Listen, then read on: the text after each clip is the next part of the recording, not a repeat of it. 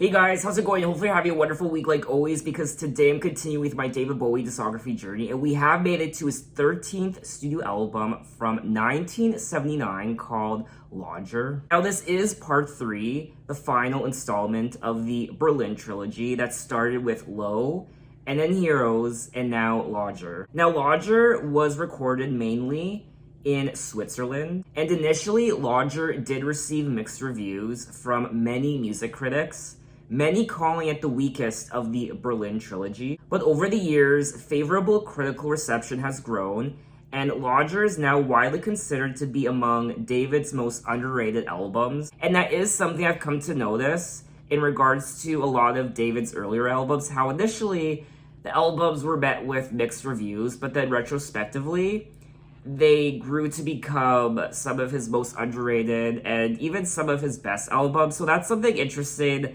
I kind of picked up on doing these David Bowie videos, how initially a lot of people didn't know what to make of the album, mixed reviews, but then decades later, one of his best, praised as one of the greatest albums of all time, one of his most underrated albums. Now, there are 10 tracks on the album. The album is 35 minutes, and I don't recall hearing any of these songs before. And that's pretty much all I have to say right now, so let's jump right into the album with track 1, Fantastic Voyage. In the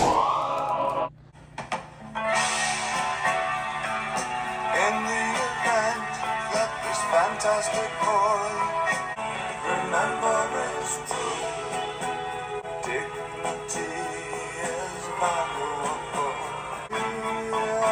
Learning to live with somebody's depression. It's a very modern world, but nobody's perfect. Folks will never say anything nice again will wait.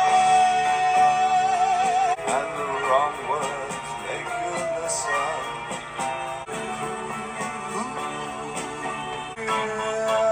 Learning to live with somebody's depression. I suppose that any sudden movement, I've got to write it down. Once I'll never say anything nice again. How can I?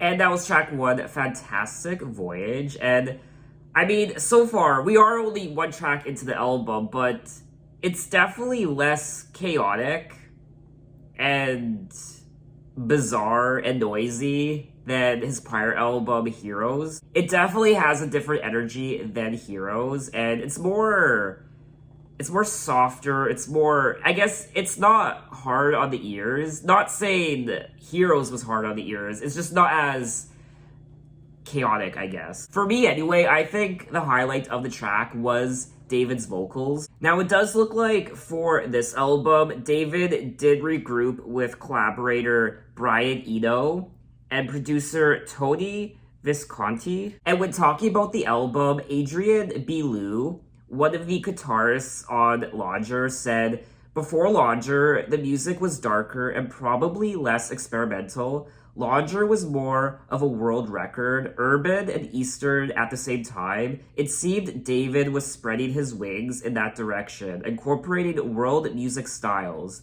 It really inspired me to open up my guitar playing." I do like the lyrics of the song. David is saying, "In the event that this fantastic voyage should turn to erosion and we never get old, remember it's true. Dignity is valuable, but our lives are valuable too. We're learning to live with somebody's depression, and I don't want to live with somebody's depression. We'll get by, I suppose." They wipe out an entire race, and I've got to write it down.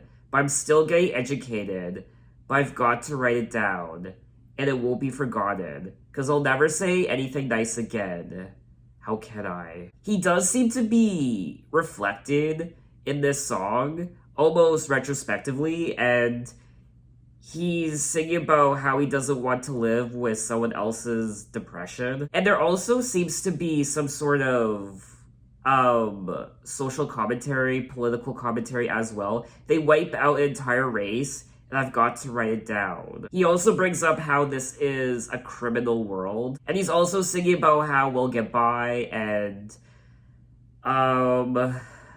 Yeah, just another very intriguing David Bowie song lyrically. Now, apparently, David himself stated that the song was related to the threat of nuclear holocaust, which in 1797 was very real. He also apparently stated that the depression in the song is a reference to the world leaders who seem to be imposing their misery on the rest of society. I did enjoy listening to the song, of course, but I really don't know if this would really be a David Bowie song I would listen to again. And in my opinion, this doesn't really sound like an opening track to a David Bowie album. It sounds like a song we'd hear maybe further down the track list. I don't know, to me, it doesn't sound like a song that would open a David Bowie album. I mean, David Bowie is no stranger to singing about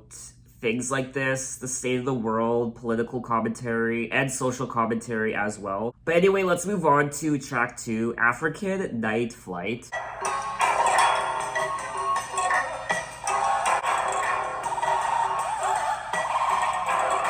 African night, one time moment, falling, hell of a lumen, eyes like, oh, wish me well. Darling, I will see you through. One of these days, I can't wait for one of these days.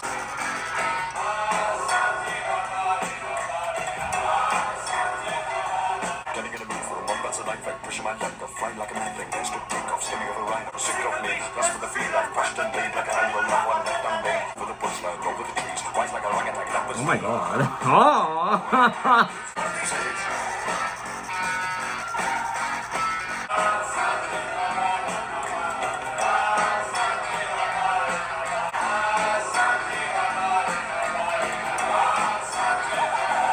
And that was track 2, African Night Flight. Wow.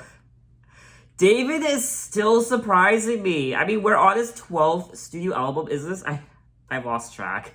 Yes, 12th, 13th, dear God. Okay. He's still surprising me, and we're at his 13th studio album. I mean, the chanting, it almost sounded like he was rapping, and, I'm a little shook. African Nightmare, One Time Mormon, Fall, Hullabaloo, Men, I slide to the nearest bar, undermined chairman, went too far.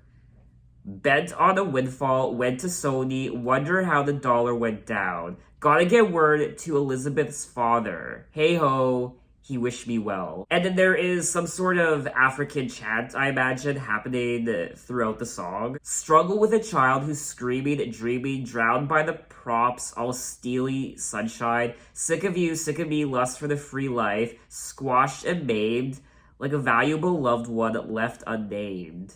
Seems like another day I could fly into the eye of God on high. I have absolutely no idea what he's singing about. Over the bushland, over the trees.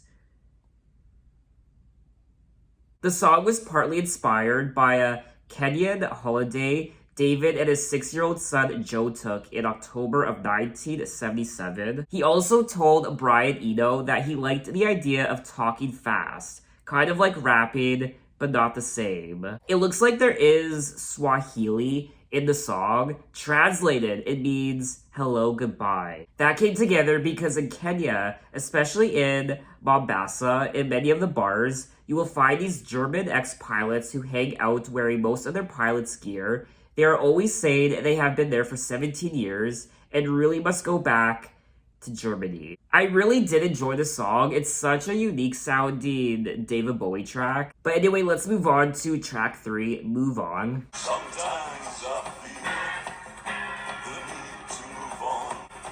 Well, I might take a train or see the dawn when I move on. Maybe it's just a trick of the mind, but somewhere there's a morning sky. Africa is sleepy people, Russia has its horsemen, Cyprus is my island, when the going's rough.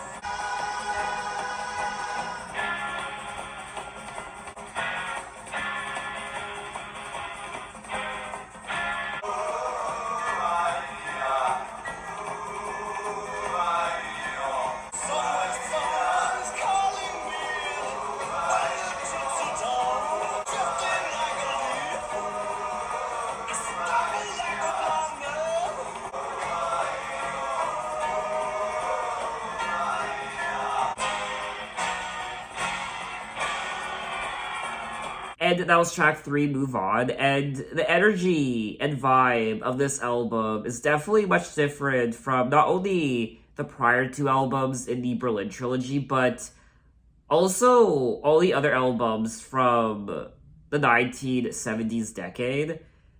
There's something quite worldly about this album, just with the chanting and the instruments, and also the lyrics as well. Like track 2, African Night Flight, and also this track, he's singing about, where is it? Again, in this track, he's singing about Africa. Russia has its horsemen. Spent some nights in old Kyoto, sleeping on the matted ground. Cyprus is my island. He's singing about all these different places and traveling. This sounds like a traveling album.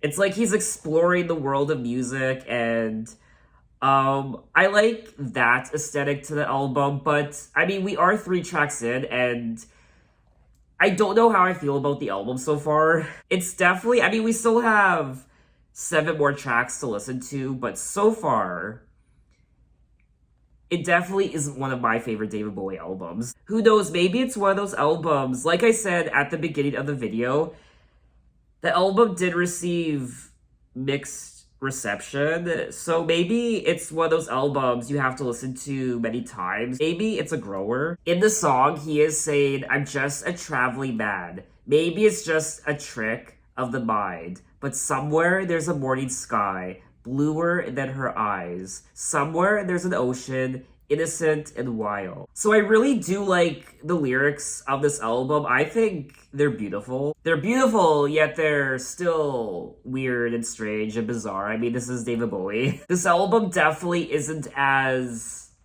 in your face like Heroes was. It does say here that the song is based on his 1972 song, All the Young Dudes. The song, of course, is blatantly romantic. The interesting thing about this one is in the middle section, I was playing through some old tapes of mine on a Revox, and I accidentally played one backwards and thought it was beautiful. The lyrics of Move On encapsulate Lodger's themes of wanderlust, global exploration, and itinerant living. Oh, that's a new word. As well as Bowie's restless attitude to creativity. David Bowie also said, I don't live anywhere, really. I travel 100% of the time. So I guess this album is more so dedicated to Bowie's travels, his constant wanderlust, and just spending time in different countries and cities all over the world. So in that respect, I do like the album so far. I just don't know if these would typically be David Bowie songs I would listen to all the time. But let's move on to track 4. Yassassin, Turkish for Long Live. Okay.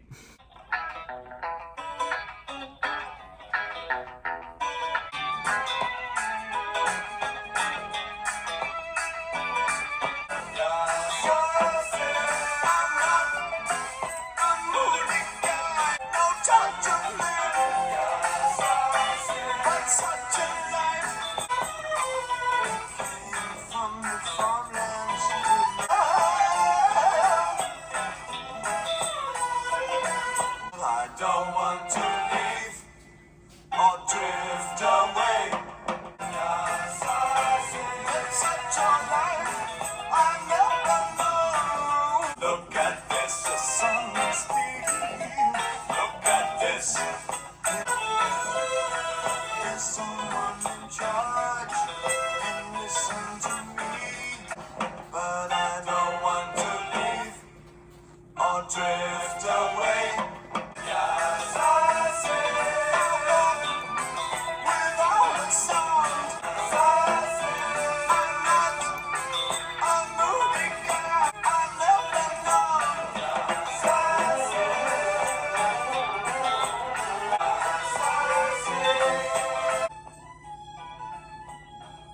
And that was track 4, Yassassin. I had to. Yassassin. Okay, Turkish for Long Live. And another very unique sounding song. Again, very worldly, and I really enjoyed the production of the song. Yassassin is a reggae song with Turkish flavor. While living in West Berlin between 1976 and 1978, Bowie saw a word scrawled on a wall in Nikun, which is the name of one of the tracks from his prior album, Heroes. Nikun is a district popular with Turkish migrant workers. So because of that, David was inspired to write a song from the view of a Turkish migrant worker who'd left his homeland for a better life in Germany. Yassassin, I'm not a moody guy. Yassassin, I walk without sound. Yassassin, just a working man, no judge of men. We came from the farmlands to live in this city. We walk proud and lustful in this resonant world. You want to fight, but I don't want to leave or drift away. I will say the research I'm doing for this album is very intriguing, and I like the stories behind these songs. When David was traveling all over the world, I find it so fascinating. So even though I'm still not the biggest fan of this album, I mean, these aren't typically songs I would listen to all the time from David Bowie, but I like how they were created and I like what they mean to him. So let's move on to track 5, Red Sails.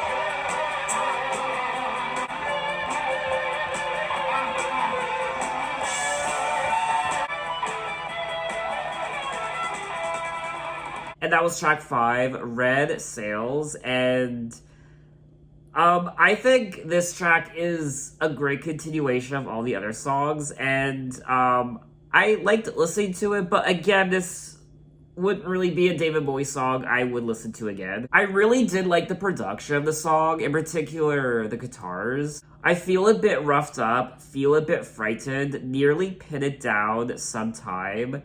Red sail action, wake up in the wrong town. Boy, I really get around. Thunder ocean, red sails take me. Make me sail along. So once again, he's singing about traveling, but instead of singing about traveling on land, he's singing about traveling across the ocean.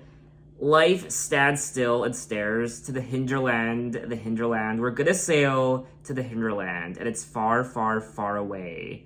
Far, far, far, far, da, da, da, da, da, free float. It does say here that the first half of David Bowie's larger album was preoccupied with travel, cultural clashes, and a willful sense of unsettlement. The first half of the album ended with Red Sails, where David and his fellow travelers looked to the seas in search of the hinterland. When talking about the song, David said, "Here we took a German new music feel and put against it the idea of a contemporary English mercenary and put him in the China Sea. We have a lovely cross-reference of cultures. I honestly don't know what it's about." So even he doesn't know what the song's about, pretty much. I feel like sometimes David is too sophisticated for me. I mean, he's so well-versed in just the world and what was happening at the time, history, and just places in general, and these words I've never heard of that I can't tell you how many times I had to look up the pronunciations of some of the words he uses of these places and cities and just... But I'm really enjoying it because he's teaching me a lot. He really is. But now that we're done the first half of the album, tracks 1 through 5, I do want to say that this really is unlike any other David Bowie album I've listened to. And that's what I love about David Bowie's music. He always reinvents himself. He always just experiments and just tries new things. But anyway, let's move on to track 6, DJ.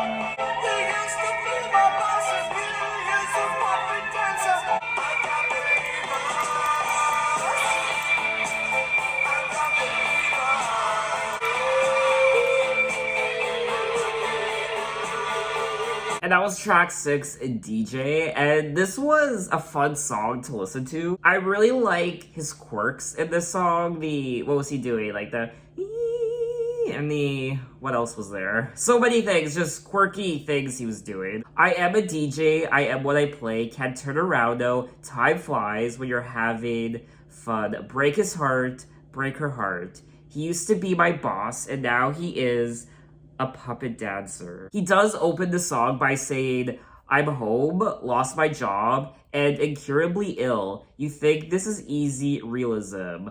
I've got a girl out there, I suppose. I think she's dancing. I really did enjoy the production of this song. It got my body moving, and particularly towards the end where it slowed down. I found that part quite interesting. The song is a cynical comment on the cult of the DJ. The track includes an Adrian Belew guitar solo. Yes, that was great to listen to. This track definitely does have a different feel than the first 5 tracks I listened to. Now let's move on to track 7, Look Back in Anger.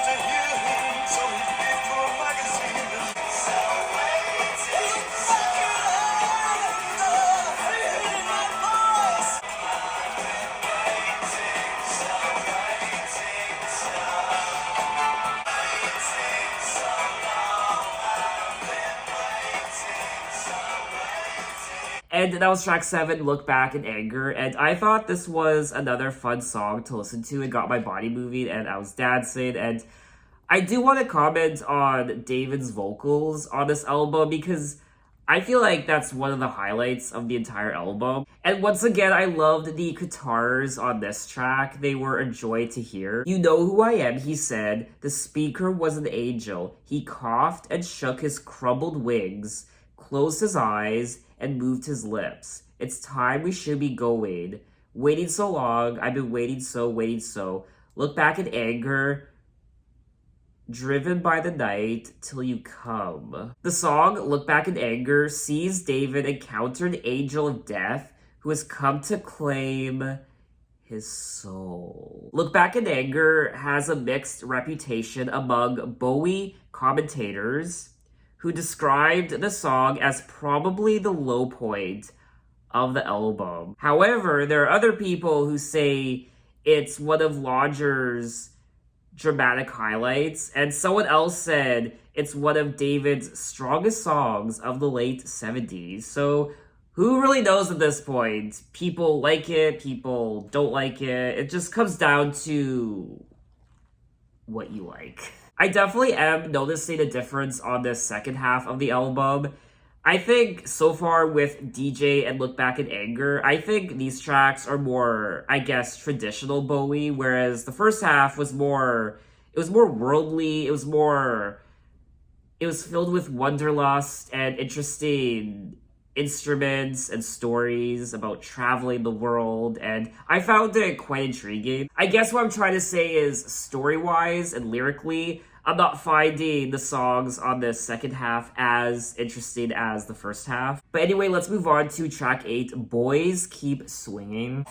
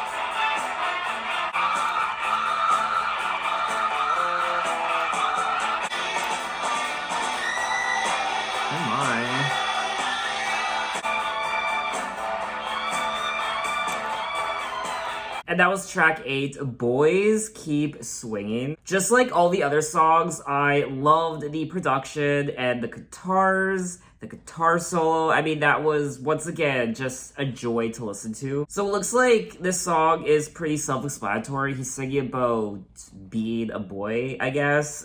Nothing stands in your way when you're a boy. Clothes always fit ya. Life is a pop of the cherry. When you're a boy, you can wear a uniform. When you're a boy, other boys check you out. You get a girl. These are your favorite things when you're a boy. He also says when you're a boy, you can buy a home of your own. When you're a boy, learn to drive and everything. I mean, I love being a boy. I'm so happy I'm a boy. I think it's a lot of fun. Now, obviously, there are pros and cons to being a boy, and there are pros and cons to being a girl. But when it comes to the pros, you know what? I like being a boy. Now, David was the musical guest on Saturday Night Live on December 15th, 1979. And when he performed the song, there was a puppet body special effect with David's head superimposed over the puppets. Okay. During the broadcast, NBC censored the line, "Other boys check you out." Okay. But failed to notice the puppet's bouncing phallus at the close of the song, which was aired uncensored. Ha ha. Serves you right, NBC. I just have this image in my head now of a puppet's bouncing dick. What? What did I just say? A puppet's bouncing dick. I have to look that up. During the performance, Bowie got frisky and decided to sneak a giant penis into the final show.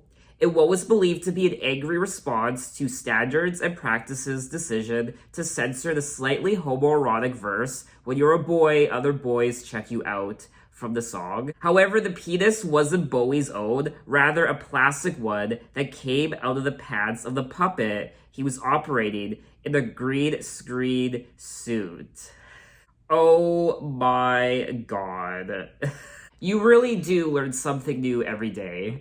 When reflecting on the song in the year 2000, David said, "The glory in that song was ironic. I do not feel that there's anything remotely glorious about being either male or female. I was merely played on the idea of the colonization of a gender." I will say though, there are parts of the song that haven't really aged well when he sings about when you're a boy, you can buy a home of your own. I mean, obviously, women can do that as well.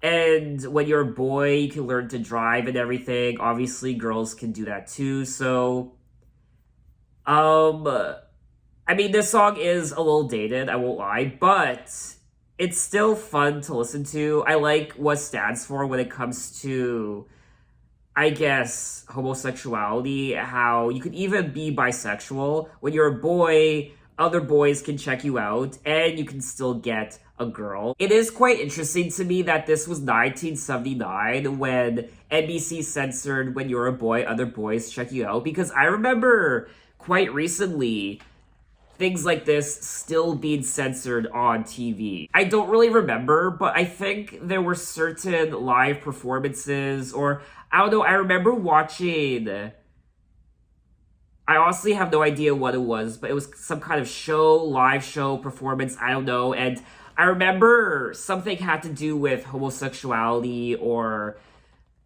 I don't know what it was, but I remember it getting censored, and a lot of people were angry and upset over that, and this was recently, just within the last 10 years. So it's just interesting, back in 1979, they were censoring homosexuality lyrics and what have you, and it was still happening up until recently, in the 2010s decade. And it's still happening. I mean, homosexuality on TV is still quite taboo, especially when it comes to shows and movies geared towards children. I mean, you look at a corporation like Disney, and God forbid if they ever include a same-sex relationship or a kiss. Even in the Marvel movie, I mean, I know there are a lot of people who are wanting a same-sex relationship in a Marvel TV show, like on Disney Plus or a Marvel movie. And the thing about Disney is they do allude to it. It's like they're baiting their audience with some of the things that are happening in these shows and movies. It's like Disney is acknowledging it and alluding to it, but they're not going all the way with it, which in ways is even worse. If you're going to allude to it, if you're going to bait people when it comes to homosexuality, go the full 9 yards or don't do it. I'm just looking forward to the day when homosexuality isn't such a taboo subject anymore. I mean, it is 2021, and it's just really disappointing that we're still kind of in the dark ages. Progress has been made, of course. I mean, you do see a lot of same-sex couples and relationships on scripted television and reality shows, but in my opinion, it's still a bit taboo. I definitely went on a journey with that discussion, but yeah, that's my 2 cents. Let's move on to track 9, Repetition. Johnny is a man, and he's bigger than you.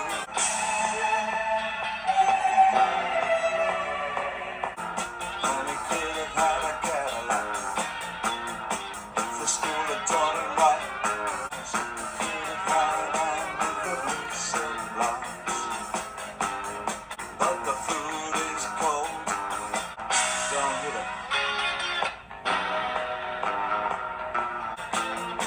Well, Johnny is a man, and he's bigger than her, but the space in her eyes shows through.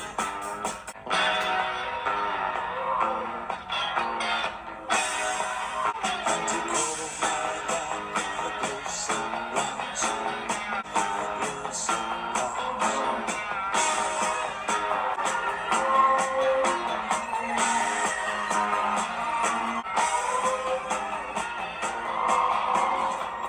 that was track 9, Repetition, and this is a little bit of a strange song, I won't lie. Johnny is a man and he's bigger than you, but his overheads are high and he looks straight through. When you ask him how the kids are, he'll get home around 7 because the Chevy's real old, and he could have had a Cadillac if the school had taught him right, and he could have married Anne with the blue silk blouse. And the food is on the table, but the food is cold. Don't hit her. Can't you even cook? What's the good of me working when you can't damn cook? So it looks like this song is about this man who I guess he's not very happy with his life, and I guess school didn't prepare him. School didn't teach him properly. If the school had taught him right, and he could have married Anne with the blue silk blouse. So if he had gotten a proper education, perhaps, he could have married better, I guess. He could have married this Anne with the blue silk blouse. But instead, he, I guess, married a woman who apparently can't even cook. The food is still cold when he gets home. Don't hit her.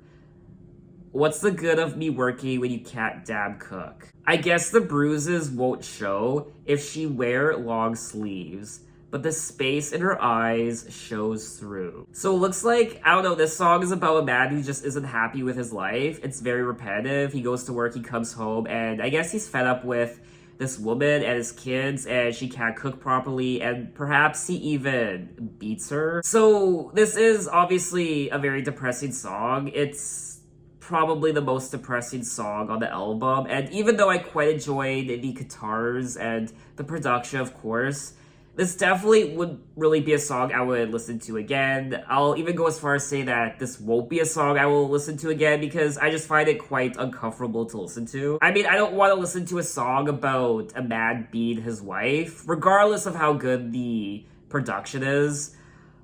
I mean, he could perhaps be singing about other things, I don't know, but that's kind of what I got out of the song. The song could also even be seen as misogynist because it almost seems like the sole purpose of this woman in the song is to prepare dinner for him, and she can't even do that properly, and the food is cold all the time. So what's the worth of her? Like, what's the point of having her around? For me, anyway, this song just leaves a bad taste in my mouth. I don't know, maybe I'm being too sensitive about it. I don't know, but for me, it just kind of rubs me the wrong way, so let's just move on to the next song. The final track of the album, track 10, Red Money.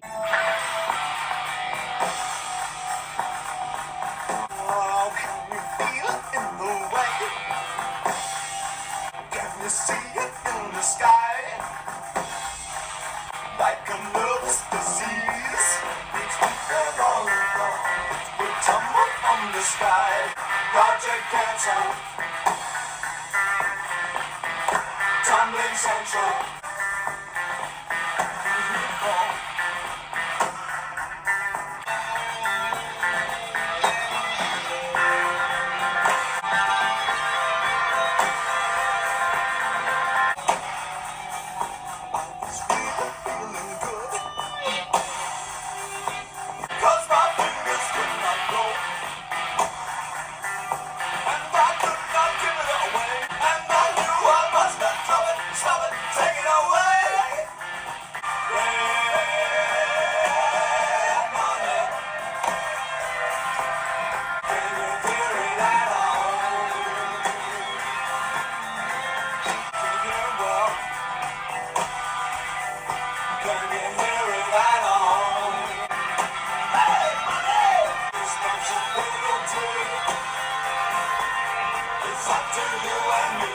And that was track 10, Red Money. And my favorite part of the entire song was, of course, the guitars and the production.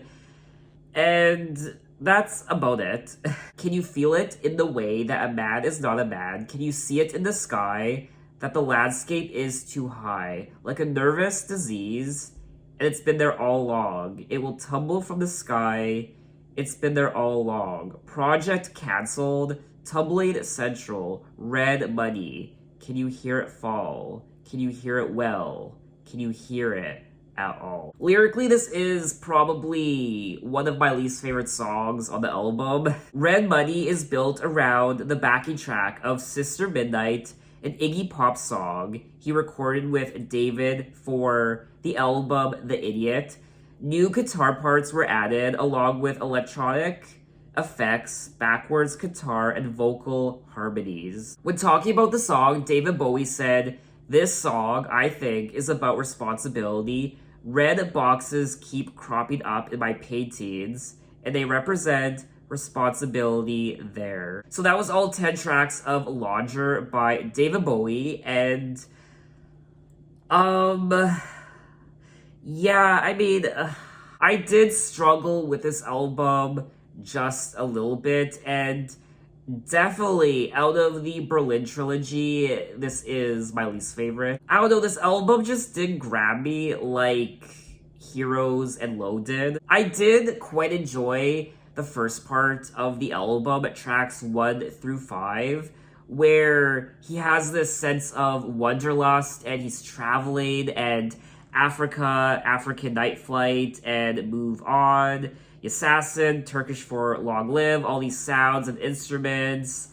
And I had a lot of fun researching those songs, and I think my favorite part of the album was the first part. I did enjoy the production on the second part, but I don't find the lyrics or stories anywhere near as interesting as the first part. There is also quite a bit of social commentary happening on this album, like track 1, Fantastic Voyage, with I think it was the nuclear war or something. He also sings about gender and I guess homoerotic behavior. When you're a boy, other boys will look at you, what have you. Also, sensitive subject matter like domestic abuse in repetition. So I did enjoy the research that went into finding out what these songs meant, but lyrically, this isn't one of my favorite David Bowie albums. I also don't think the songs have a lot of replay value compared to a lot of his other albums. Now, I have been listening to all his other albums. I created a David Bowie playlist of all the songs I've listened to so far, and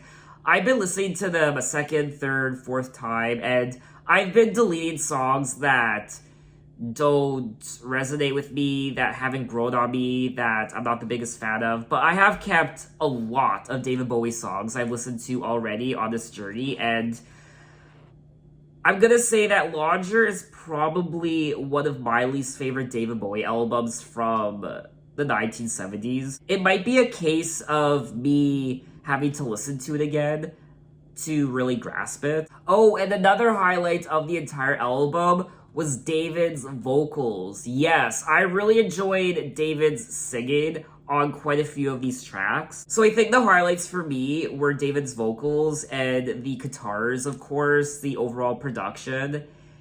And that's probably about it. I didn't really care for the melodies. I also didn't find the album as exciting as Low or Heroes, but I guess it just comes down to personal preference. Maybe some of you choose this as your favorite David Bowie album from the Berlin trilogy. So what did you guys think of the album, and what are your impressions? So with that, we have concluded the Berlin trilogy from David Bowie. For me anyway, the Berlin trilogy will always be one of the biggest highlights of this David Bowie discography journey, listening to Low and Heroes and Lodger. I mean, it was so exciting. And not only have we finished the Berlin trilogy, but that is a wrap on the 1970s. That's sad.